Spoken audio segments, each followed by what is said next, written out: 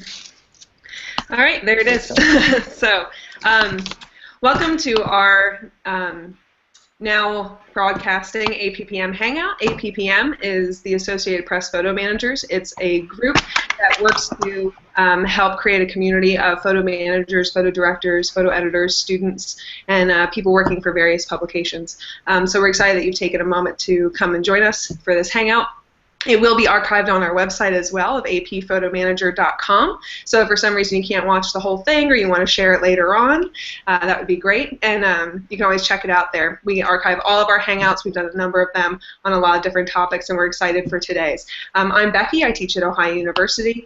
And I also wanted to let everybody know that we have our conference coming up, our annual conference. It's going to be at Stanford University, October 16th through 18th, and has a lot of really great speakers. Richard Cosi Hernandez, Pete Brook, Nancy Andrews, Sarah Quinn, all coming to join us and speak about the profession and have a chance to work on our techniques of how to be good photo managers and a part of the systems in which we work. So to get to our panel today, we're really excited for everybody to join us. If you have questions for them as they're talking in the Google Hangout platform, you can go to the Q&A button and submit a question to us. Pat Traylor and myself will be watching those, and we'll feed in your questions at appropriate times as needed.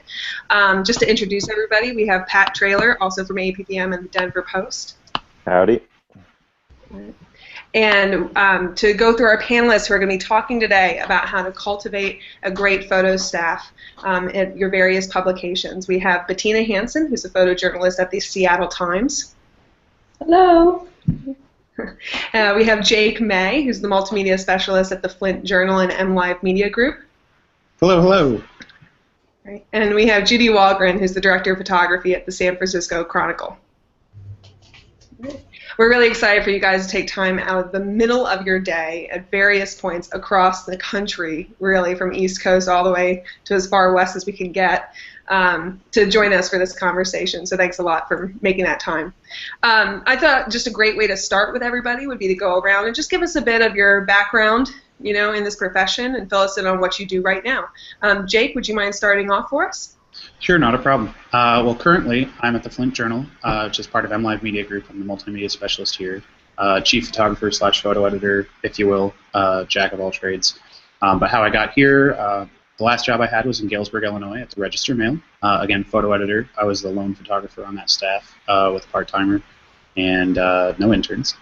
But from there, I was at Central Michigan University where I started. Had a few internships, one in Jackson, Michigan at the Jackson Citizen Patriot, and one with Dave Weatherwax at the Herald in Du Bois County, Jasper, Indiana.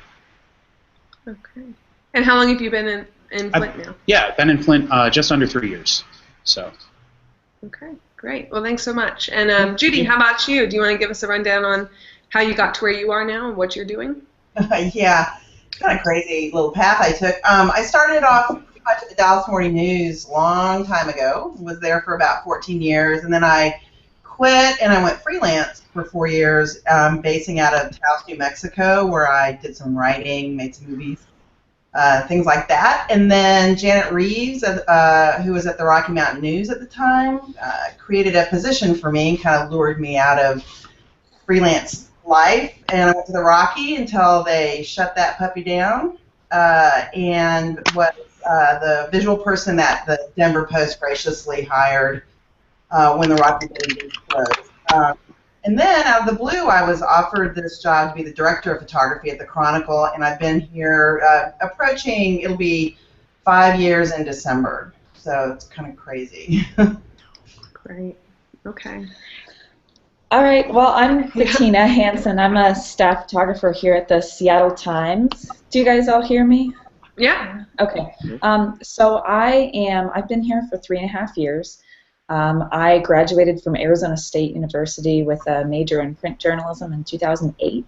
I interned at the local papers there, the East Valley Tribune, and I interned at the Arizona Republic, and then I did an internship at the Baton Rouge Advocate in Louisiana for a little under a year, and then I went to the Hartford Courant as an intern in 2009 and got my first staff job there. So I was there for 3 years, and then the Seattle Times called and said that I should apply about 3.5 years ago. So I came as a resident photographer, and then I was hired as a regular staff member about 6 months after I got here.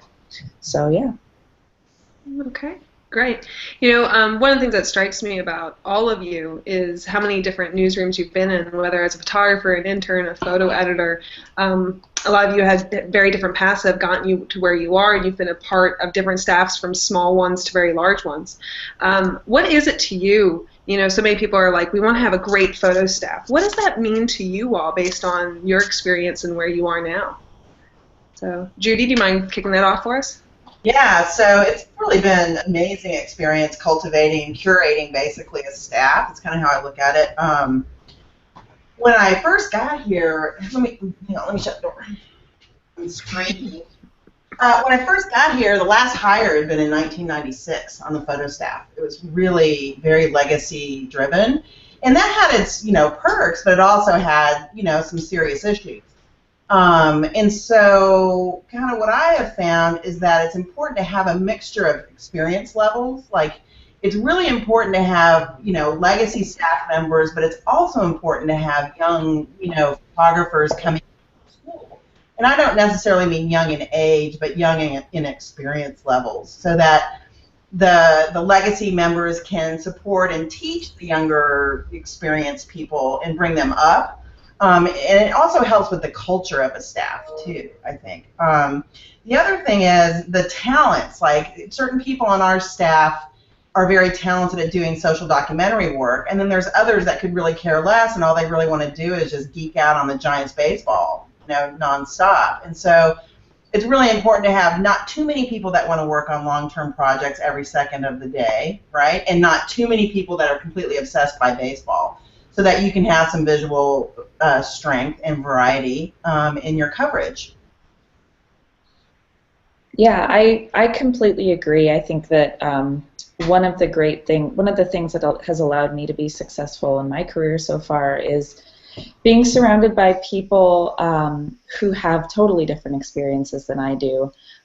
It can be tricky because a lot of the legacy staff members, as Judy was talking about, have memories of how the golden age, how things used to be so great, and I think it has really helped them and helped us as younger staff members to kind of enrich each other's experience, kind of bring in positivity and bring in some vision for the future. And I'd also say that one of the things that has allowed me to be successful is I've always felt a kind of sense of control over my day-to-day. I've felt that if I have I feel like our staff here, we have the control, and we're given a lot of freedom to come up with our own ideas. And I think that that is very important in cultivating a successful photo staff. Because when you feel like you have control, you feel a lot more motivation to do work that's important to you rather than just assignment work. I would completely agree. Kind of a mix of both of what you said already to add on. I come from a staff that was completely downsized, essentially. I came in and took over for the last Legacy's spot, and so I'm the only full-time photographer that the Flint Journal has. And in that, I have kind of cultivated an internship program where I can try to bring in people, whether they're graduates or still current students, who can really kind of bring their skill sets in and be full-timers. I mean, there's 3 of us. And to what Judy said, I think having young minds on the staff can really bring in anew to your community, and most of these people have never been to Flint. So to be able to look at a city with fresh eyes, and for me to see that happen every 6 months, really kind of it brings about not a sense of urgency, but as much as it is an understanding of how you want to allow people to see the city in their way, while educating them in some sense about how the staff has been for years prior, bringing that legacy to light to what can be. And then, yeah, just touching base on the idea of freedoms. We are very much in control of our schedules, and I think a goal-oriented staff. I'm a very goal-oriented person, and so allowing to understand what photographers want out of the job it's a huge part of what I think helps motivate a staff to do the best that they can, whether it's the assignment-based work that they may not be very invested in all the time, but knowing that there's a carrot at the end of the stick that they're running toward that you're going to allow them to grab.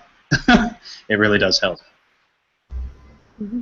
With that in mind, are there things that you all do to kind of recognize when things are going really well, that this is showing that we're on a good track, that things are going successful? Or how do you recognize a slump?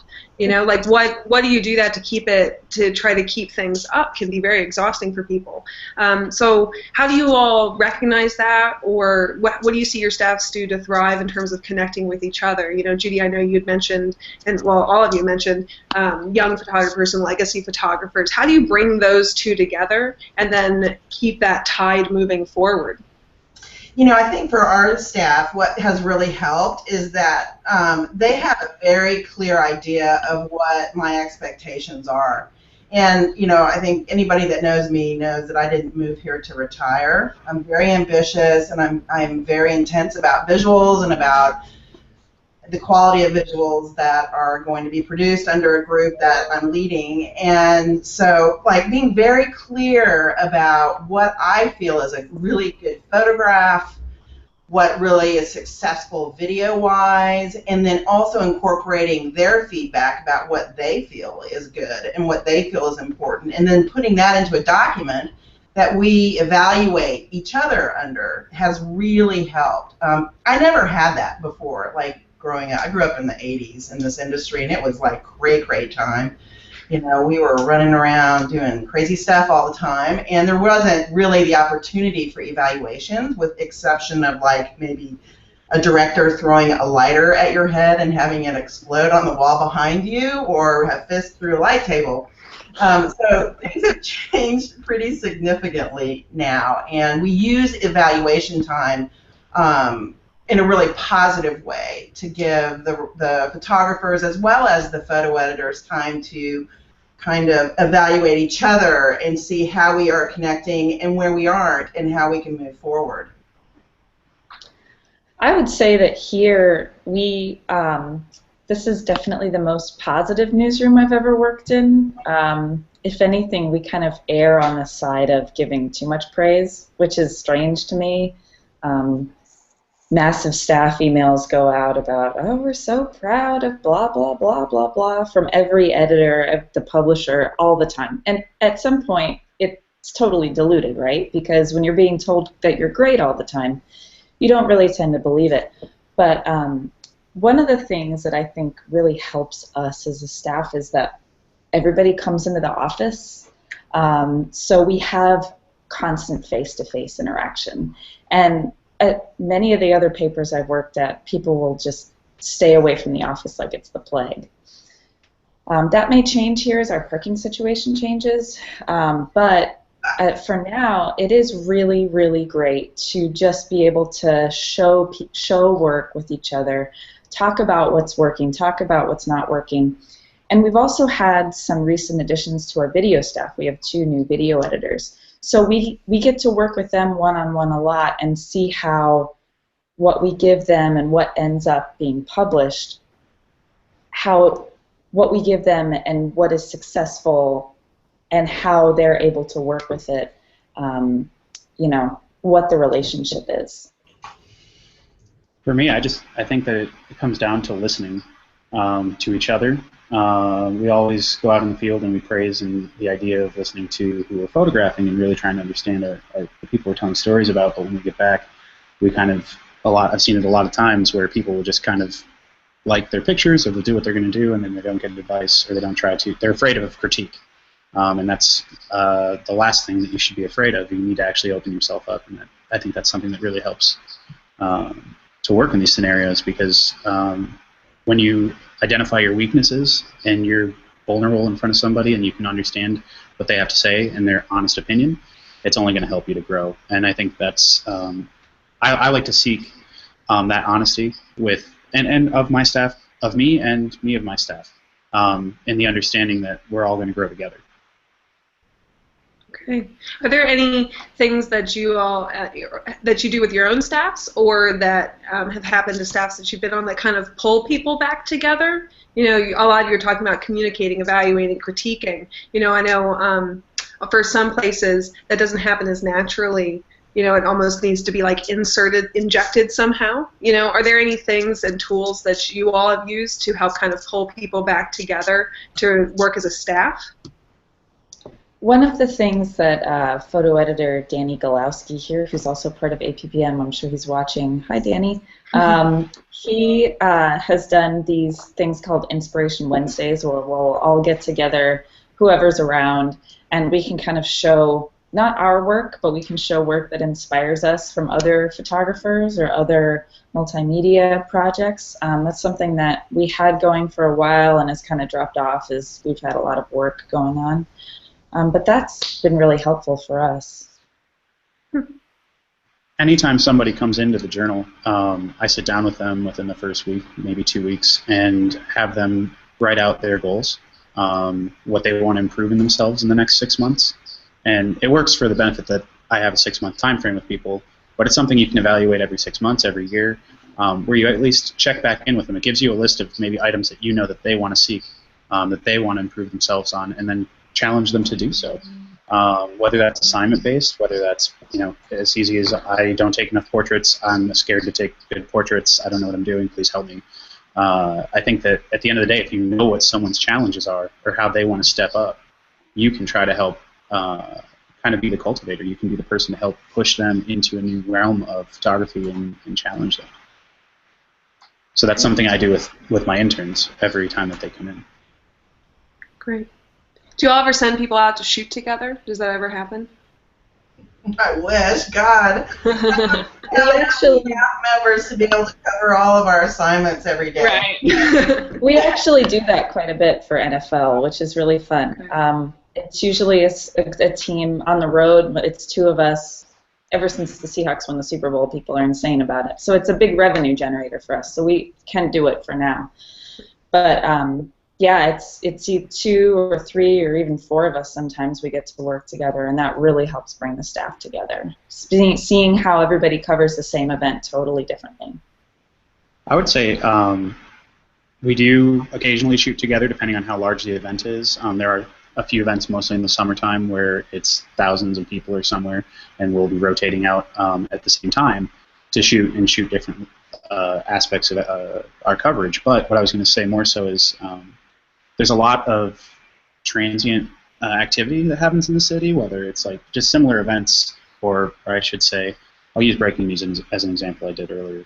But we need to know what's going on in our city, and we need to be knowledgeable at all times. So when we all cover crime in Flint, but to do it in a way and an understanding of the full staff throughout the entire year is really important about knowing what each other are doing. I know that's not necessarily working together, but in the broad stream of we're working together to tell the story of the city, I think that's something every staff can relate to, no matter what the event is or how you're trying to tell your story for your community.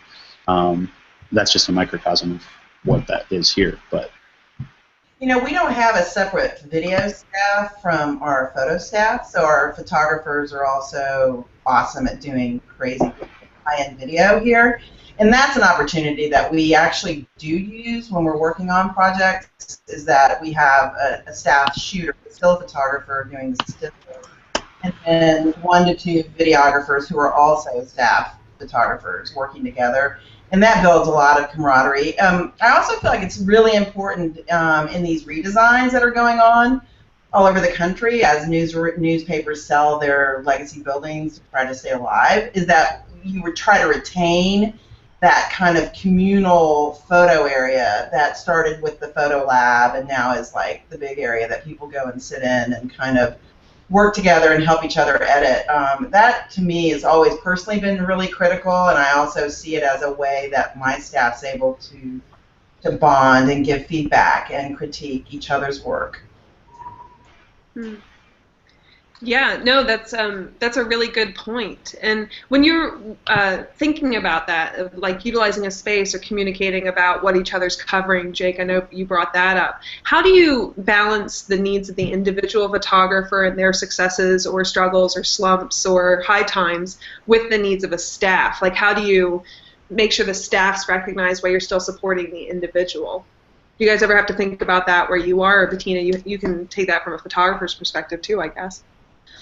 Well, fortunately, you know, a lot of times people are at their high points when you know, it's not everybody is not on the same wavelength at the same time, right? So when people are low, it's pretty obvious to us, and we actually have a lot of group conversations about like, oh, is so and so okay? Did you see, like, and we know each other personally. We're very, very close. We are like a family, you know. So a lot of times it's just checking in. It's texting. It's going to dinner together.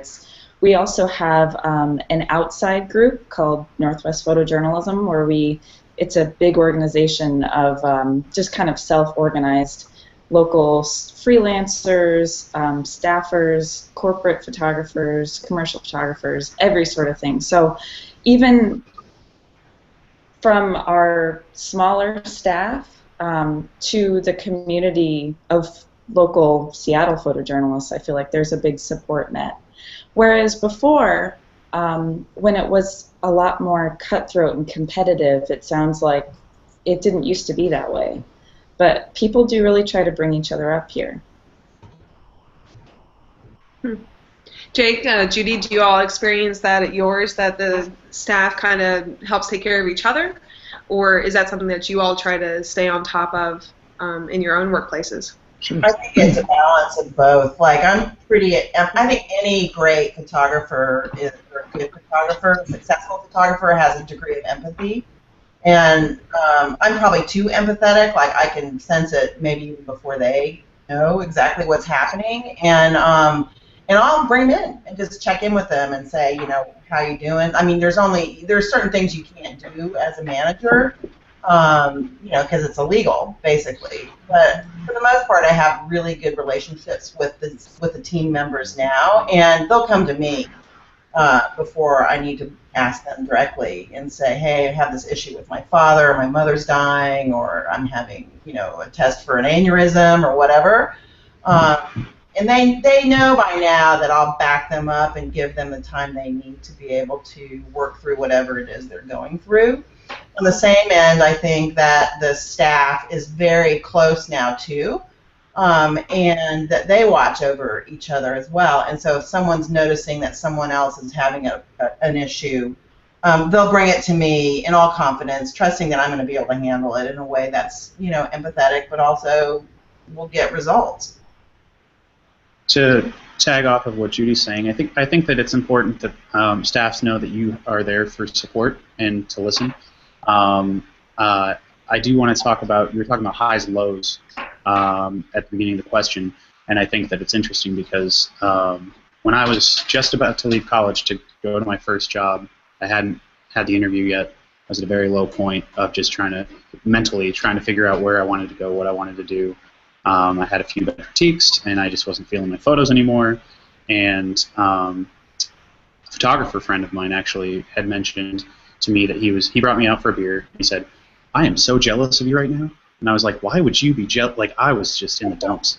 And he said, because when you're at your lowest of lows, you have nowhere to go but up. You can build, and you're rebuilding yourself for who you want to become. And so I think that we kind of shrug lows off as a way of thinking that we're at a point where we don't know where else to go, where we're not going to be as good as we were. But I think it's only an opportunity to build yourself, to build those around you. So that's stuck with me every time that I ever hit a low. And a lot of times it's, you know, a lot of people will experience highs and lows in what they're shooting. They'll feel like they aren't shooting at the par to what they think they should be shooting at. They don't feel comfortable. They feel like they've been stagnant, and I think that it's just elevating them, understanding, and trying to push them to shoot what it is that they think what are they missing? What do they think that they're missing? And try to help let them build themselves as much as you can support them in the process, because I think a lot of people We're not always going to be the person to grab out and be able to pull you out ourselves. I think that it's definitely a self-reflection that can build somebody to who they want to become. But yeah, as far as that's where I'll stop. No, I think go ahead, Judy. Sorry. I'm a big believer in therapy. Like, I love it. And it's a good thing to know about whether or not your company offers an employee assistance program, which is, I think everybody can get 6 visits for free, which is really amazing because it costs a crap load of money to get your head shrunk. So I just kind of have those in my office, like, hey, go talk, go to see a therapist. And at first people were like, what? And now it's like, God, that was amazing, and thank you. So yeah. Another thing to think about too. I have a question for you guys in this whole regard. So what happens, or how do you handle it, or Bettina, maybe this might be more kind of directed towards your staff because Jake, you're a little littler. But what do you guys do if, say, you have a legacy photographer or someone who's quite, good, and maybe they're not really performing where the expectation is, but when you try to give them feedback or ask them, they're not really getting it? Do you guys have any thoughts about how to manage that? Well, I think, from what I've seen, there are, sometimes it's just giving them a bone, giving them a story that they want to work on, giving them a new toy, a new piece of equipment, finding out what the problem is and what their motivation is to do better. It's really tough because a lot of times people who have been in newspapers for a long time have a lot of baggage and have, their ideas of what great stories look like might not necessarily mesh with what our new idea of a great story looks like, between having multimedia components and having this and having that. But trying to give them something that they can be proud of, that kind of gets their head into a more positive space, in my opinion. We just had a staffer here retire, and when our last video editor, Genevieve, tried to give him video training for the first time, he threw his headphones down and he said, "This is bullshit," and he stormed out of the room. But then it was amazing because, I would say maybe a year ago, he was working on a story about a choir for kids with special needs, and it finally clicked. He was like, video is the only way to tell this story, and he came back with smiling and happy and shot a ton of video. It was really cool to see that, but it took a story to change his mind, and it wasn't sitting down in the office and telling him you have to do it this way. It was, see that this is the best way to do this story and you can do great work. So that's what motivated him, at least. I think, to go to your question, Judy, I think that at the end of the day, it's about building the relationship with that person. It's, again, I keep reverting things back to listening, but I think that if they feel like you're listening to their needs, I know that's the big challenge, right? We can't give everybody the 100% of what they want all the time. But to what Bettina said, throw them a bone, throw them a story, throw them something that might help them, reinvest what they're doing mentally, and give them a chance to show you a new approach if that's what they want to try. Sometimes even just how it's presented online could very well change how someone wants to shoot or what goes on. But I think it all starts with building relationship with the individuals as photographers, and understanding what their goals are. Yeah, and definitely talking story ideas. I feel like we don't necessarily get to do that enough, especially on a larger staff where assignments come in, assignments go out, assignments come in, assignments go out, and that tends to get lost. But if you have carving out some time, finding out the stories that they want to do is that can be awesome. And it doesn't have to be as big of a time commitment. It can be 15 minutes here, 15 minutes there. It can be, finding something that isn't going to take, weeks and weeks and weeks and weeks of work, but can be chipped away at. Cool. Well, that actually kind of leads me to a question to throw out to you all. which is, I know I've been on staffs and talked to people who are working on their staffs who go through phases where everybody is riding along, right? Like I think somebody brought up that we're very empathetic people naturally as photojournalists, and sometimes that can mean too that when everybody's doing their job, right, making good photos, doing their assignments, but it's missing that special electricity that a place used to have. And I've seen some staffs try to do things like, hey, we're all going to go shoot this thing together, or we're going to reignite the photo column, or something like that to try to bring it back. What do you all do, or what have you seen done that kind of helps, reignite a staff that they're doing their job, so nothing's wrong, but there's nothing electric happening, right? What are things that you do to get it back?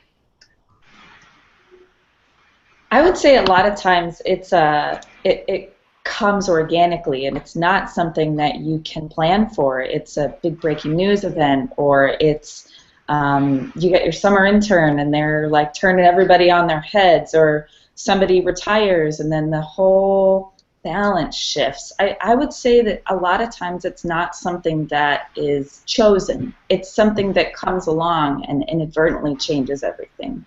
And that's just the nature of the ebb and flow in the newsroom.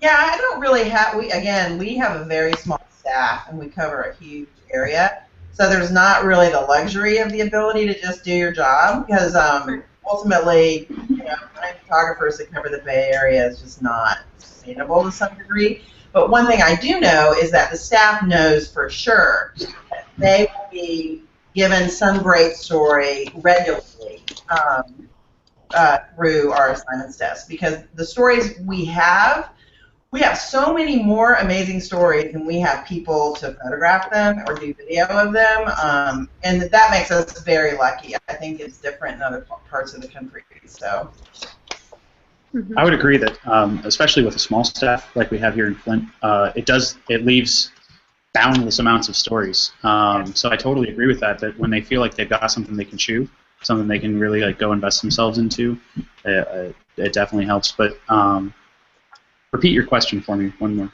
time, so I had another thought. But how do you ignite the spark? Yeah, right. Reignite the spark without forcing it, right? Right. Well, coffee always helps. In general, for most people's days, but honestly, I think it's thinking about time outside of work, and if you are together, or if a few photographers are getting together, if you're gonna go meet somebody, like I said, for coffee or whatever, just to talk. Don't always talk about work. Something that really helps is being a person just as much as you are a photographer, and I think that a lot of people lose sight of that, especially in office settings sometimes. So being able to have a life with your staff outside of work can really help. I think that whether hey, we're all going to have a pizza night, nothing work related needs, it's not for that purpose. We just want you guys to know that you're acknowledged, you're appreciated. And just getting together so that they can see what's going on, because so many times, especially if everyone's on assignment, you're never going to see each other at the office if it's so packed full of photos to take. So even they might say, oh yeah, I took this the other day. Oh yeah, that was you, great. I didn't get a chance to acknowledge that. So I think just giving them opportunities to know more about each other really does help. I do one-on-ones with everybody regularly, and that's really been awesome for them to learn, more about me and me about them. That's been really successful. What do you mean one-on-ones? Of just sitting and chatting with lunch, or coffee with pretty much everybody? Of course, because I manage the photo editors, we have 6. So obviously they're my, the close team, but also do the same thing with the photographers so that they can have time with me to talk to me, without having to go through a photo editor or whatever. It's really been great, whether it's 20 minutes or 45. At least they feel like I'm focused on them for that time and that I care and I want to hear what they think. Yeah, I would agree. Accessibility is everything, and the opportunity to give that. Yeah. That's great. I have a quick question. So, Jake, it's you and then 3 interns? 2. So there's 3 of us total. It's a 3-person staff. And yeah, so it's 2 6-month interns, 4 a year on the team. So. And Judy, how many photographers are on staff at the Chronicle? So I've got 9 staff photographers. I've got a Hearst fellow, and then I have 3 internships every semester. Okay. I only get 1 paid internship in the summer, but I work really closely with Kim Komenich, who is now at San Francisco State. He was at San Jose. And also Ken Light at UC Berkeley, and then a couple of other people that are pretty close. Cool. Yeah, the interns are critical to our success.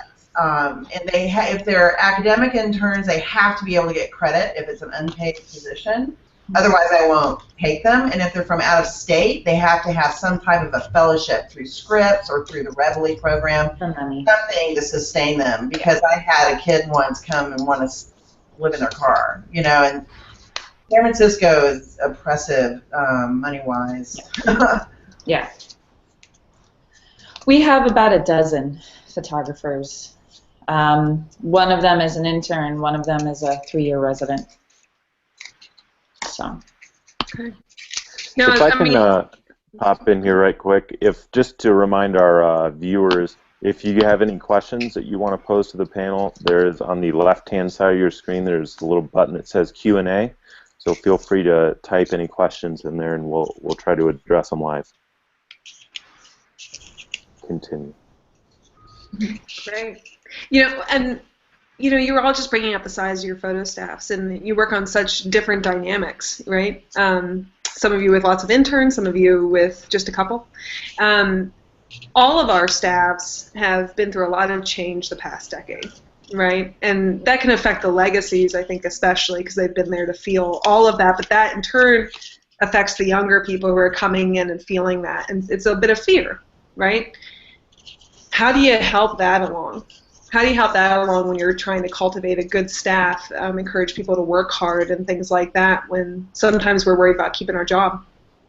I don't want to sound Machiavellian, but I am in some degrees on this topic because my staff, my paper was shut. It went away one day.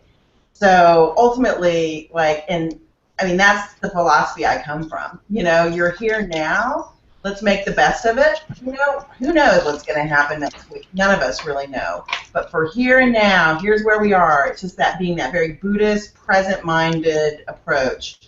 It's been very difficult because the staff that I came to had been downsized by 35 people right before I took this job. Yeah.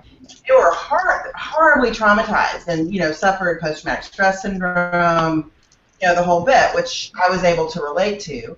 But then I could also kind of take it a step further and say, but you're still here, let's see what we can build out of this.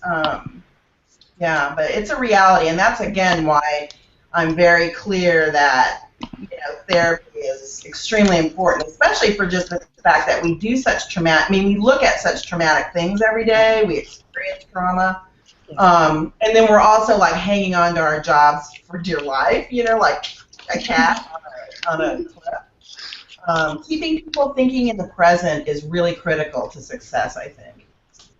I also think, too, that especially nowadays, when you think about yourself and being successful and doing great work, you have to think outside of the newspaper. And this whole new emphasis of journalists as their own brand, that has really changed the motivation for a lot of people. I know that if I do my best work, it's not just going to be here. It's going to be, for possibly the next job down the road. I'm not going to be like Greg Gilbert, who's been at the Seattle Times for 48 years. That probably will not be what my future looks like. But it's also heartening to see that especially when I graduated in 2008, it was just terrible. And the next few years was even worse. But now everything's changing. People are taking other jobs. One of the best photojournalists in Seattle just took a job to go be the corporate photographer at Starbucks. Doubled his salary. So I know that my skills here are valuable, and I know that these experiences are valuable for me. And I don't feel like this is the last job I'll ever have.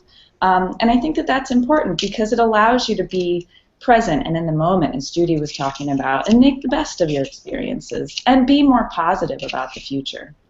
And that's a really perfect description of a millennial approach to work, which is very different from baby boomer, right? So I just hired Tim Husson, who's incredible, right? And said to him clearly, like, just come for a year, come for 2 years, you know, and when you're ready to move on, I'll support you and I'll help you move on, you know, but let's just do some killer film right now for a couple of years, pick it. And you know, so that's my approach with the 30 and under crew, is just to let them know that I completely understand that I am not expecting them to come for 40 years, because I'm not going to be here for 40 years, you know. Yeah. I want to move around and grow and have new experiences as well. Yeah. So we're getting a couple of questions in here from the audience. First one from Michael P. King. Does meeting regularly as a staff play a role? Do you have regular staff meetings, and if so, what comes out of those? What do you accomplish, or what are the things that you talk about during those meetings?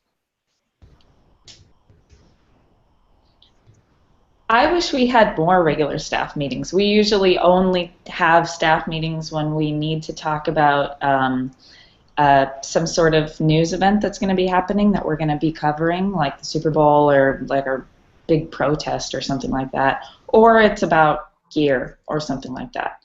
But I'd like to have more.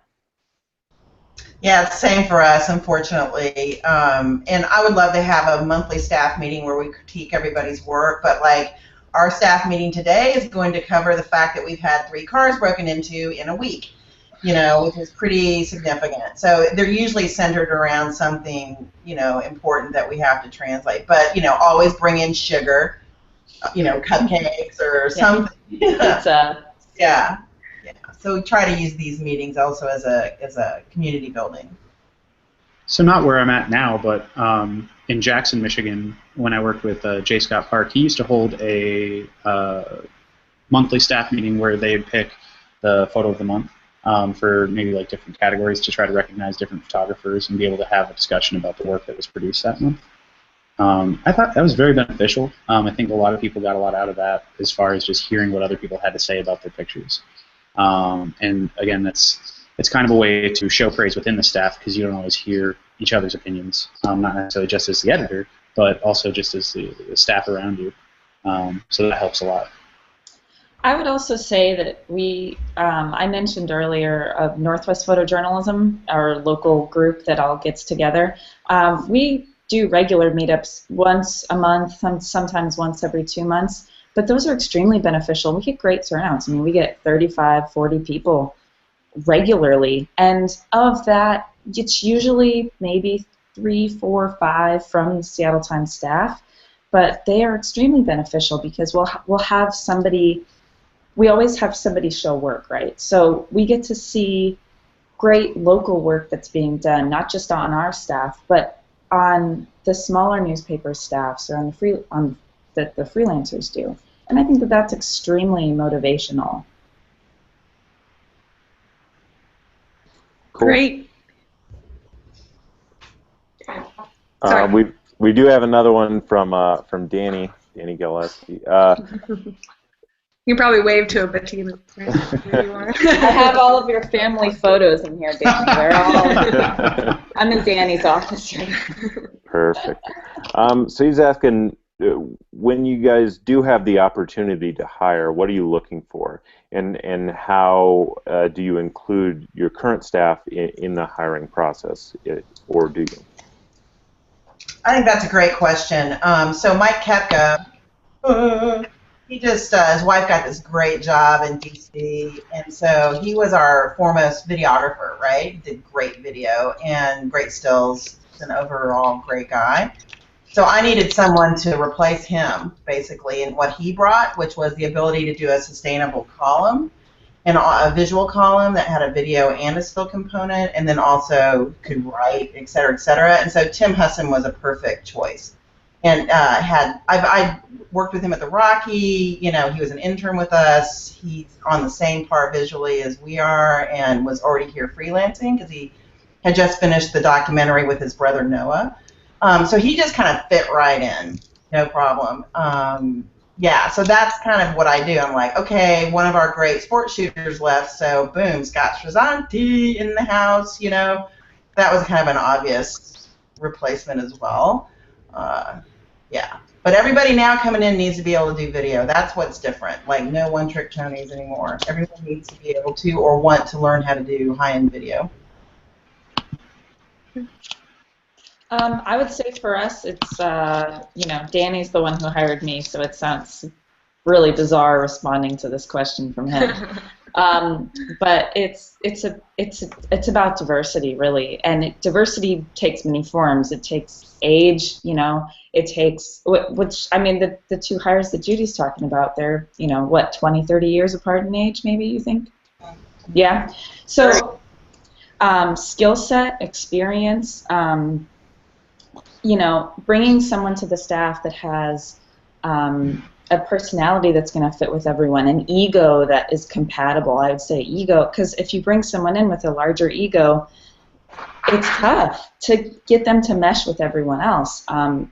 Bringing someone in who is a great personality fit, but also has a diverse, whether it's gender or race or age or skill set or vision, you know, or motivation. You know, I think it really needs to be, they need to bring something different, but they also need to be compatible with the rest of the puzzle. I think that's really critical that I didn't say and you did say, is that diversity is what I'm hiring for now. You know, I've got an opening now, and I definitely need to broaden the diversity level on the staff. Well, but diversity doesn't just mean, you know, it's not, you know, a picture of, you know, 7 people and they're all different races, right? It means it's so much deeper than that. It is, but it's also critical that the first one is addressed because that's a serious issue we have across the nation. Something I would say that to piggyback off of what Bettina said earlier, when I look at the people I bring in, I'm hiring 2 interns at a time, and so I actually try to pair who I think will work well off each other to teach each other just as much when I'm not around, when they're together. So, you know, you find somebody who's got strengths in storytelling with traditional photo stories and portraiture, and the other person might have a strong news and feature background, but they each wants to learn more about how to do the other in their daily work or whatever their strengths are. So I think that it's very important to just understand, it's like pieces of a puzzle, right, like you said, and I think that you got to find the right ones to make the fit work. So. How much do the staffs play into the decision of who you hire, right, at each of your workplaces? For me, it's me. I try to talk to my interns, just to my current interns, in the case that I have the opportunity, especially if they're going to work with somebody. But more often than not, it's a constant turnover. So for me, I just have to find out who's going to be able to come to Flint with the right mindset. Wow. A lot of times the staff will bring me ideas, you know, but usually I already have like a list of people that I would like to work with, and that I know the staff would like to work with too. So collaborative. I've only been here for 2 hires, I think, 3.5 years. We recently hired a video editor. We had 2 candidates come in. And, you know, a lot of it was they met with everyone. So that was really cool to see. You know, and everybody was asked for their feedback. Okay. Well, we're down to about the last 9 minutes. Y'all have thrown out so much great advice, you know, to people. And I know a question that Danny posed out there, too, which I was hoping we could close on, so it's perfect, is, you know, we've talked a lot about keeping staffs inspired and pulling together, getting through good times, getting through tough times. What do you all do to keep your individual juices flowing? And do you have any advice for people out there who are trying to do the same wherever they are? Oh my God, I decided I needed to get a master's in fine art. And my advice is, don't do it! But so I had this issue where I've always been creative and always been a photographer and never just sat on my ass at a desk before and managed people. And it was killing me. And so I thought, oh, so I will not compete with my staff. I will go get a master's of fine art, you know. And it's been incredible, and it's changed my life in a lot of different ways, but it's been very difficult along with this job. A lot of times, for me at least, it's not just coming up with different story ideas, but it's also coming up with different formats. So I just shot a portrait series on 4x5. I've done a panoramic film project here. I've shot a couple different things on the phone. A lot of times it's just bringing in a different way to look at the same kind of story that you've been working on. And also here, I feel like especially two people on staff, Alan Berner and Erica Schultz, they're the two people that creatively I know that I can go to, and they'll be honest with me. We can talk story ideas. So having the people that know that they've got your back, and also being able to play around with new toys and push yourself, artistically and journalistically. I would agree with that, and I also would say outside of the work end of how you keep yourself fresh, I think it's very important to keep your health in mind as far as what keeps you mentally and physically fresh, whether that's running or get out and clear your mind, or if you like to listen to music and you have like this rap song stuck in your head, go listen to it and get that out of the way. Things that motivate you. Find the things that you care about outside of photojournalism that are going to keep you actively searching for the next story, and maybe follow those passions with your camera. I think a lot of people, that's how a lot of people get bogged down sometimes, is when they only look at project work and they only do what they're going to do. Yes, I would say find inspirational photographers day after day and look at their work, follow their Instagram feeds, go to different newspaper sites, go to different sites with just crazy interesting photography, good photojournalism, and just indulge. But don't just revolve your life around looking at that work, and make it about finding something that will bring you joy, complete serenity outside of what you're currently doing, because that's going to help clear your mind and bring you on to the next day fresh and ready to go. Great. Yeah, it sounds like you all do that in your own ways too. So, especially getting through Seahawks season, right? So, yes. Well, in a great way to get everybody's juices flowing if you've liked this conversation and want to be around people who are having a lot of them for a whole weekend is to come to the APPM conference in Stanford, right? At Stanford, October 16th through 18th.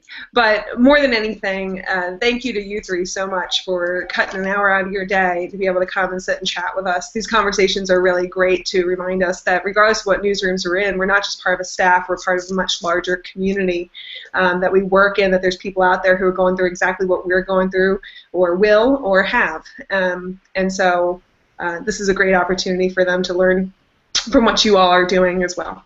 So I really appreciate it. Pat, did I miss anything? That was great. Yeah. Thanks y'all. Okay. Keep me Thank inspired you. too. Thank you. Well, thanks for having us. It was really great. Yeah. No, and you all were so insightful. Thank you. This is always the awkward part where we have to say goodbye to everybody. But keep coming back and checking out our future Hangouts. We try to do about one a month, give or take. With the conference next month, we'll see what we can come up with then too. But yeah, we hope that you keep coming back to APPM, keep your staffs going, keep yourselves going and healthy, and good luck with all of you who are covering massive football seasons and events and all sorts of stuff going on right now. I know it's a busy fall for everybody. So thank you all again for that. I really appreciate it. So. Thank you. Thank you. Bye. Bye. Bye. Thanks everybody for watching.